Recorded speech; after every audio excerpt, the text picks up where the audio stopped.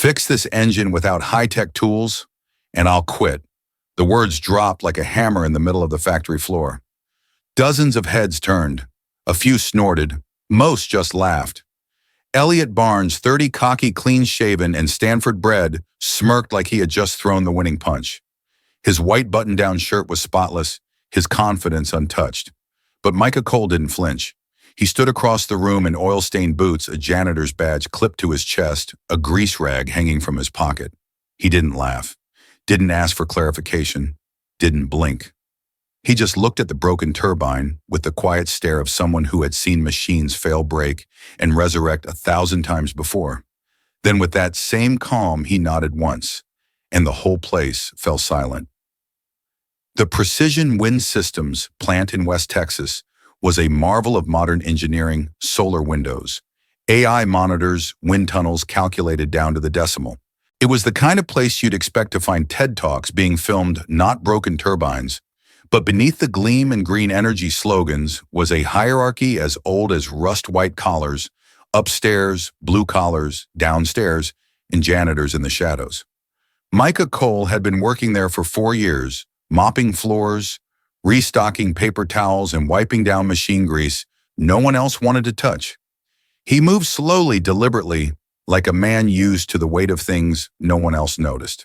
At 45, his knees creaked when he bent, and his back ached in the mornings, but his eyes held the stillness of someone who had once operated far above this place and had chosen silence over spectacle.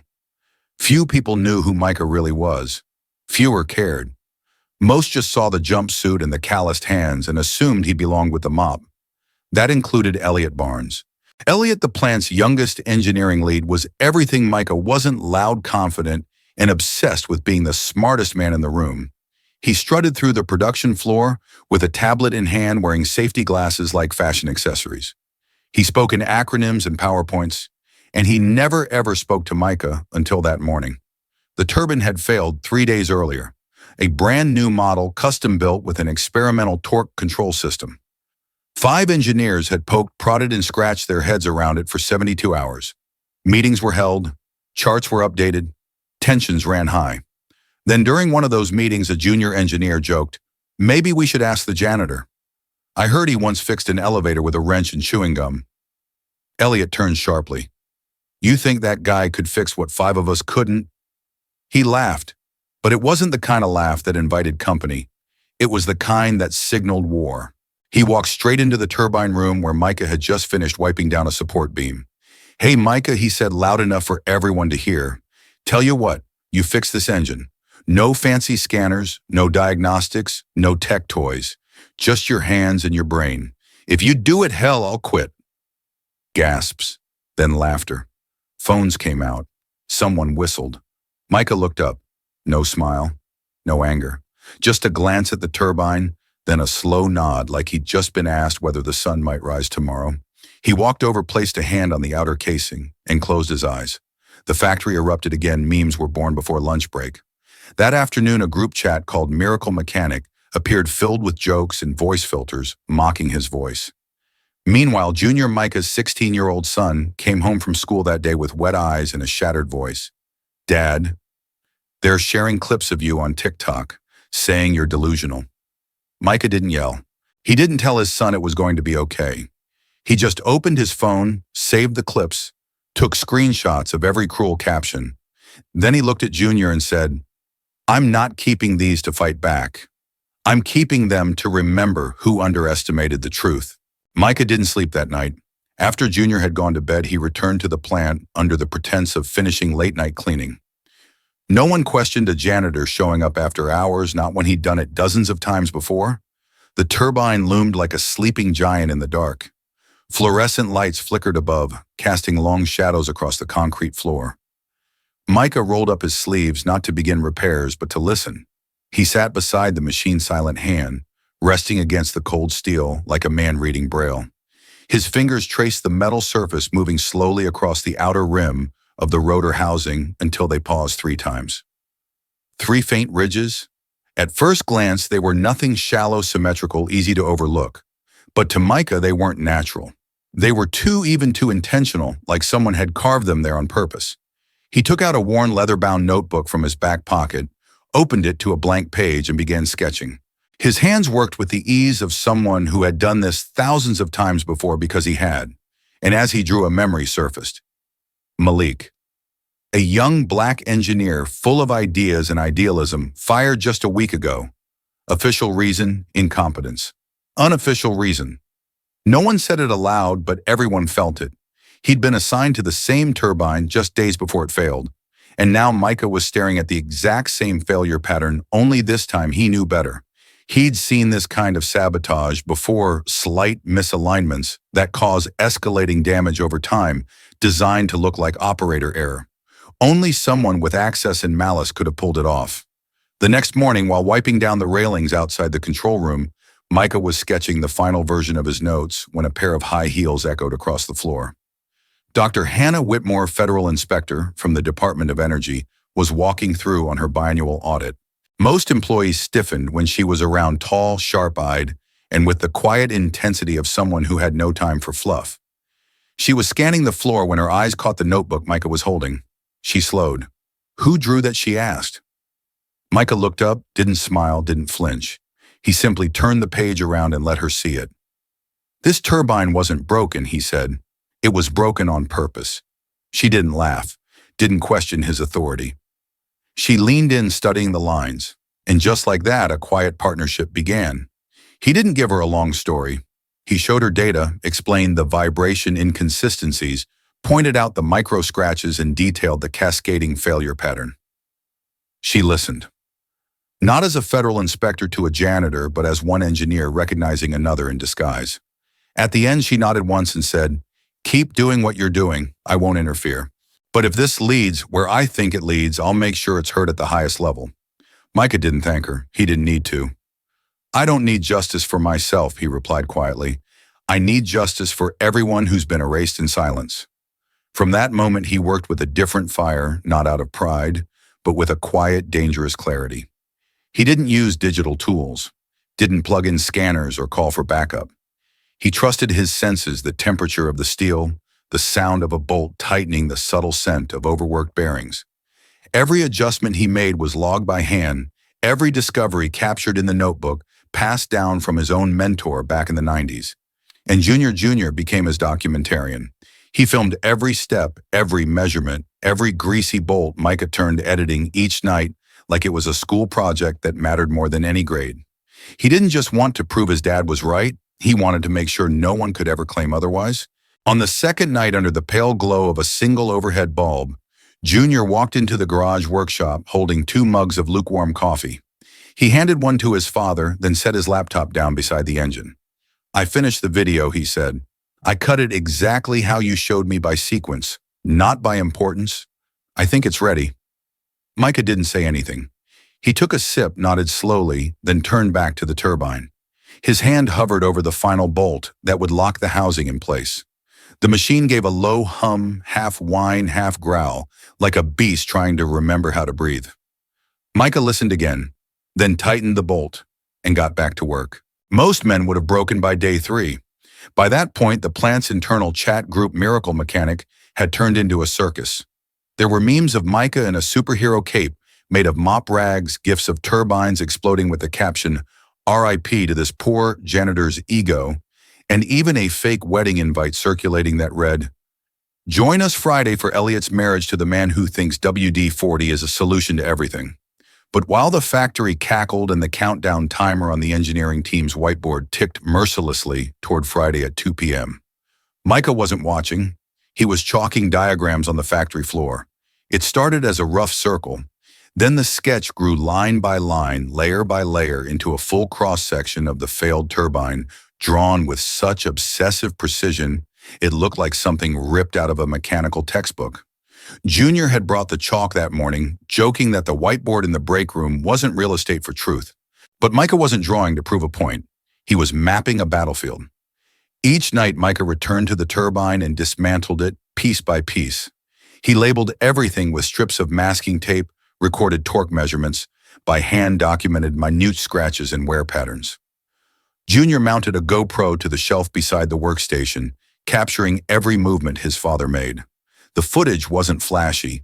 It was quiet, methodical. It wasn't meant to entertain. It was meant to hold up in a court of truth. And then on the evening of day 3, Micah found it. A misalignment in shaft number 3, 0.7 degrees off axis. Inconspicuous to the untrained eye, but catastrophic when placed under long-term load. It wasn't an installation error. It was deliberate. The shim insert had been shaved too thin, but in a way that looked like a manufacturing defect unless you knew better. Unless you felt the difference between honest wear and surgical sabotage. Micah didn't celebrate. He didn't curse. He simply exhaled slowly, marked the spot in his notebook, and wrote one word beneath it: intentional. Meanwhile, Elliot doubled down. A video surfaced on the company intranet of Elliot in a plastic wedding veil, impersonating Micah, in a crude accent, gesturing clumsily at a fake turbine and saying, "I feel the engine's pain, brother." The laugh track was deafening, the cruelty unmistakable, the racism thinly veiled behind irony and plausible deniability. He thought he was burying Micah in humiliation, but Micah was already documenting his grave. That night as they packed up, Junior leaned on a toolbox and finally asked the question that had been simmering for days. "Dad, why aren't you mad?" Micah looked up from his notes, hands black with grease eyes unreadable. "Because anger burns quick," he said softly. "But truth keeps burning long after the fire dies." The next morning, an unexpected email landed in Micah's inbox. It was from Dr. Whitmore. Attached were 5 years' worth of maintenance records, internal reports, anonymous complaints, performance audits.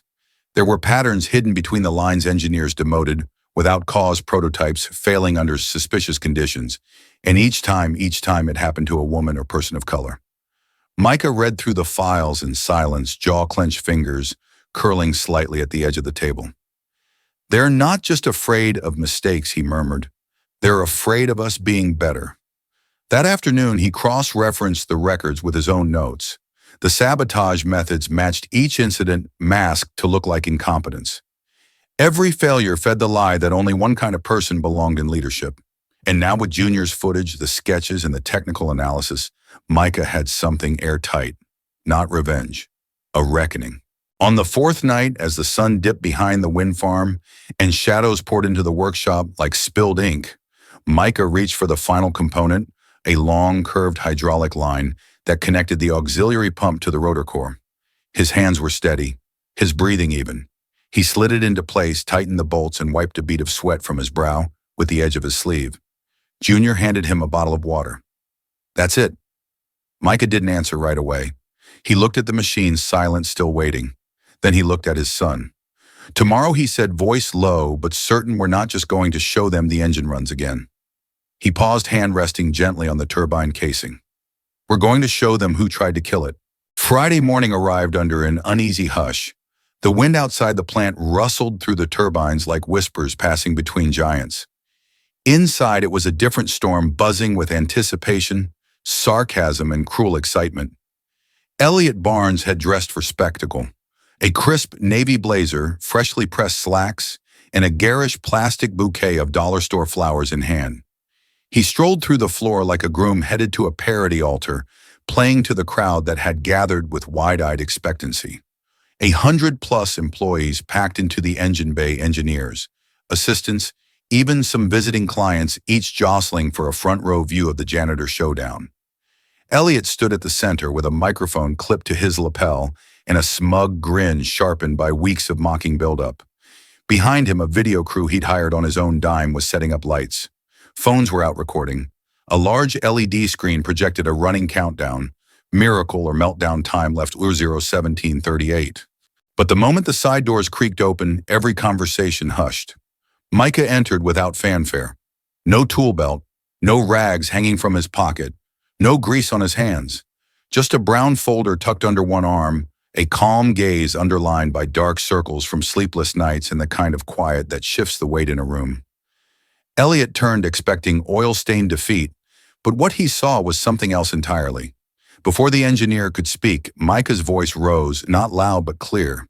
"Before I turn the engine on," he said, eyes sweeping the crowd, "I'd like to show you something. something more important than whether I succeed or fail. Without waiting for permission, he moved to the laptop already wired into the screen. A few taps. The projector hummed, and then it began. The blueprint of the turbine's core assembly lit up the wall. 3 red circles blinked near the central shaft, symmetrical, precise. These, Micah said, are intentional alterations. Shaved support brackets. Misaligned torque rings. 3 points engineered to cause vibration failure over time. Murmurs began. A few gasps. Eyebrows raised. No environmental wear causes this pattern, he continued. Only someone with internal access could have modified these components. Someone who knew exactly what to disguise. The silence was loud. And then came a voice from the side of the crowd, measured firm. I confirm his analysis. All heads turned as Dr. Hannah Whitmore stepped into the light, her DOE badge gleaming beneath her dark coat. I've seen these exact sabotage signatures in at least 7 cases across 3 years, each involving engineers of color mysteriously removed after technical failures. I've sent our compiled evidence to the Department of Energy and the Department of Justice.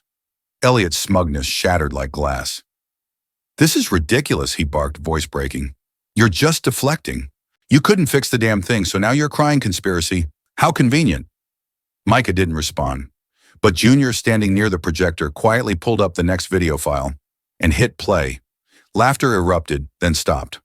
On screen, Elliot danced around in mock overalls, speaking in a cartoonish accent, mimicking Micah's calm demeanor, with exaggerated hand gestures and slurred speech. It was the same video he'd posted in the Miracle Mechanic group, but now it played before an audience of co-workers, supervisors, and stakeholders. The room soured. Smirks fell away. A few people turned red. Others looked down. Still, Micah wasn't done. Another file loaded, screenshots, now dozens of them, internal messages pulled from the company chat archive, extracted and compiled by Junior. In them were lines from Elliot and his cronies. Too many diversity hires lately. Make sure the next failure sticks to Malik's name. One more mess up and we can clean house properly. 12 files, 12 conversations, all time-stamped, all undeniable. Elliot's voice vanished. Micah stepped forward, face expressionless, and reached toward the turbine. He didn't look at the crowd. He didn't wait for a reaction. He flipped the switch. The engine roared to life, not with a screech or stagger, but with a smooth, confident rhythm, like a heartbeat returning after defibrillation. The crowd leaned in instinctively. Someone whispered, awestruck, "It's running better than before." And that was all Micah needed to hear. He folded his arms across his chest, said nothing. Let the machine speak for itself. The hum of the turbine echoed like a whispered confession. Smooth, deep, and steady, it filled the vast steel chamber with a rhythm that no machine at Precision Wind Systems had produced before. It wasn't just functioning, it was singing, like something had been broken and rebuilt stronger, truer. For a few seconds, no one breathed. The silence in the room had shifted from mockery to awe. Micah didn't move. He simply stood beside the machine arms, crossed head slightly bowed, not in defeat but in quiet mastery.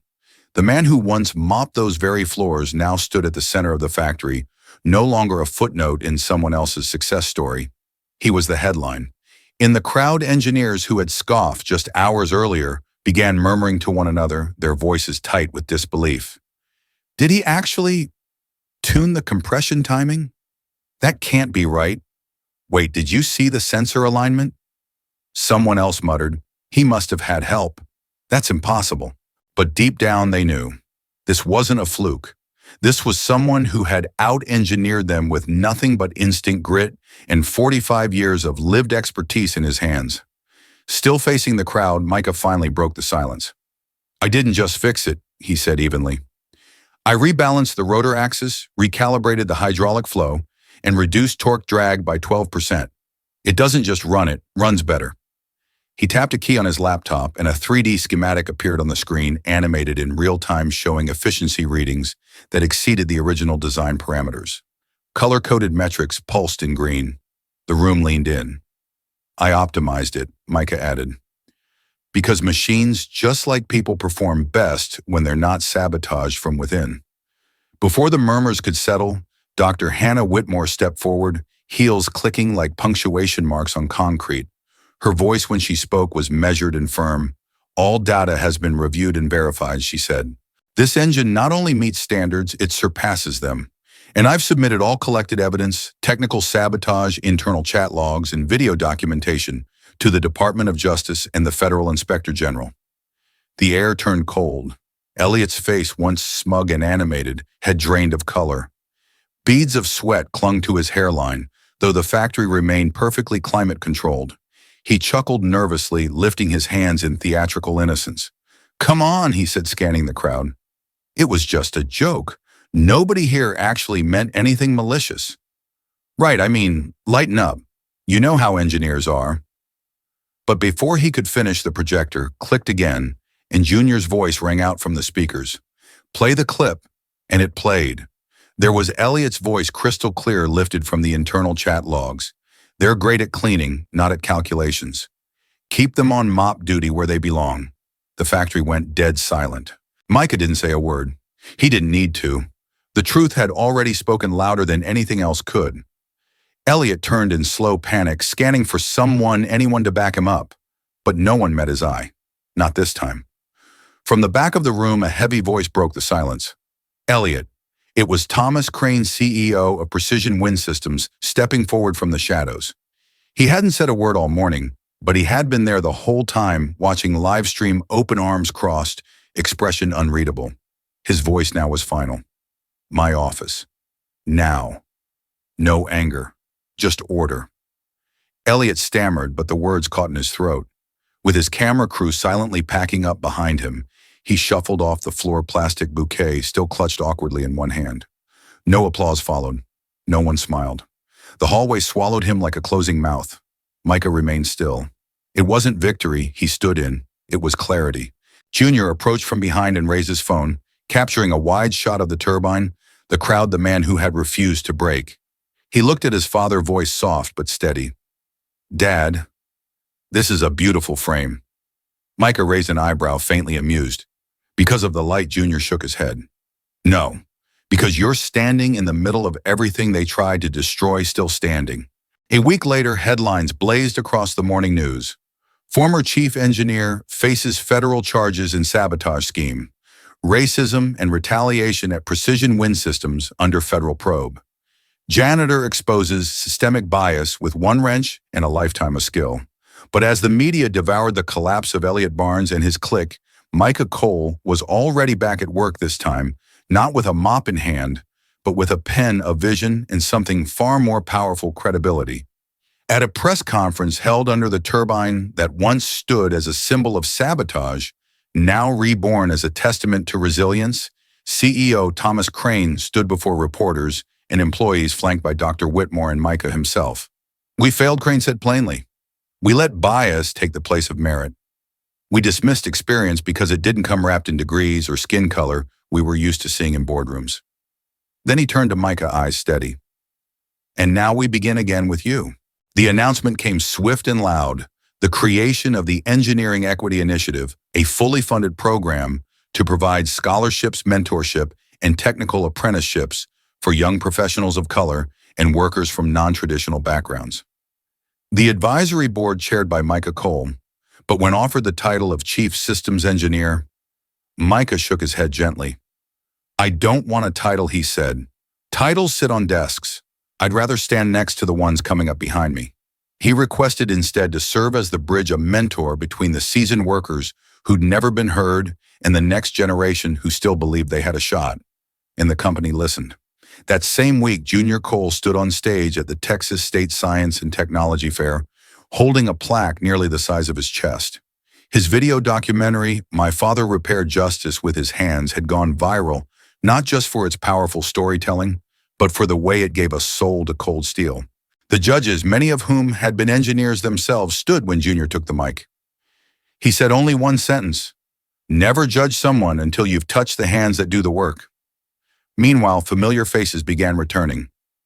Rebecca Owens, one of the earliest victims of Elliot's sabotage games, was reinstated. She walked back into the factory not as a footnote in someone else's failure, but as the newly appointed head of design for the next generation turbine. Her first prototype was named Phoenix 7. Dr. Hannah Whitmore, now a household name across energy regulation, Circles declined offers for talk shows and documentaries. Instead, she accepted a federal post to audit hiring bias in industrial systems across the country. When asked by a reporter what moment changed her most, she answered without hesitation, watching a janitor dismantle a system more elegantly than any courtroom ever could. And as for Elliot, he was disbarred from the National Engineers Association within days. His attempts to pivot into consulting failed spectacularly when a video compilation of his racist impersonations and message logs surfaced on social media again and again. No firm wanted to be the one that rehabilitated the man who mocked a miracle. Jake, his loyal assistant, wasn't just fired, he was arrested after being caught trying to sell proprietary turbine designs to an offshore energy firm. And unlike in his memes, no one was laughing now. Back at the factory, changes weren't just structural, they were cultural. The Miracle Mechanic chat was shut down, and in its place, a new internal forum was launched called Legacy Lab, where ideas, not identities, were the only currency. And on the factory wall beneath the turbine that had sparked the fire, a bronze plaque was unveiled. It wasn't flashy. It bore no brand, no sponsor. Just names etched row by row of those who had been dismissed, demoted, or denied under the old regime. At the very bottom, in Junior's unmistakable handwriting, one final line: "Justice runs on steel and soul." They say you need a degree to change the world. Micah Cole proved you only need two hands, a heart that listens, and the patience to keep showing up even when the world stops looking. He hadn't asked for recognition, but recognition came anyway, not as applause, not as headlines, but as quiet changes in places that used to pretend men like him didn't exist. At the main lobby of Precision Wind Systems, the old corporate banner "Innovation through Expertise" was taken down. Its replacement, "Where skill meets respect." No longer just a slogan, it was a promise, a structural shift. And for the first time in the company's history, the engineering team included Black professionals, women veterans, former technicians without degrees, each chosen not by resume design, but by real, irrefutable contribution. Across town, a different kind of invitation arrived. Texas Southern School of Engineering, once inaccessible to men like Micah, asked him to deliver a guest lecture. The title: Tactile Thinking Intuition in Mechanical Repair. Micah stepped onto that stage, not in a suit, not with slides, just his old oil-stained coveralls and a rusted wrench in his belt, more authentic than any honorarium. And as he began to speak, the entire auditorium rose to their feet in quiet reverence. No one cared about degrees. They cared about truth. Later that year, in a primetime TV interview, the host asked him, "If you could say one thing to Elliot Barnes before he left, what would it be?" Micah chuckled softly. "I'd say thank you, because your disdain didn't destroy me. It ignited every other worker who's ever been dismissed, disrespected, or overlooked. You didn't break me, Elliot. You woke us up." It wasn't just words. At a local high school in Houston, Micah stood before a classroom of mostly Black and Latino students, kids who'd grown up seeing janitors but never engineers who looked like their fathers. "You don't need to scream to be heard," he told them. "Let the quality of your work echo louder than any insult ever thrown your way." That day, every single student asked for his autograph, not because he was famous, but because he made them believe they could be. Junior, now a budding filmmaker, took his father's legacy and ran with it. He launched a YouTube documentary series called Hands of Truth, spotlighting unsung laborers, machine techs, welders, janitors whose hands held decades of wisdom. The series went viral in less than 8 weeks. One of the top comments read, "This channel made me call my grandfather and thank him for building our kitchen table by hand, and Elliot forgotten." No one replayed his mock wedding video anymore. No one remembered the smug grin or the bouquet of plastic flowers. But the footage of that turbine whirring back to life, flawless, powerful, precise, continued to circulate. In the background always was Micah, silent, smiling, still. Back at the factory by the turbine, now nicknamed Justice Engine, visitors often stopped to run their fingers across a bronze plaque. It didn't honor Micah by name. It simply listed those once fired, ignored, or silenced. Below all the names, one line gleamed brighter than the rest, engraved by Junior himself: "Justice runs on steel and soul." One late afternoon, Micah and Junior sat together atop a Texas hillside. The turbines below turned like great white giants dancing in the breeze. Junior pointed to them. Do you think they'll ever stop looking down on us? He asked, his voice quiet. Micah didn't answer right away. He studied the horizon, the hum of blades in perfect synchrony, the way wind moved without needing permission. Then he said, let them think whatever they want. As long as you know how to make the wind move again, you'll never have to beg for a seat at their table. You'll build your own and it'll power cities. And in that stillness, the sun sinking low behind fields of turning steel, a father and son sat no longer overlooked, no longer dismissed, just seen and finally understood. If this story moved you, don't forget to like, share, and subscribe. We tell stories that remind the world dignity, truth, and skill have no color. Thank you for watching and for believing in voices that were once ignored.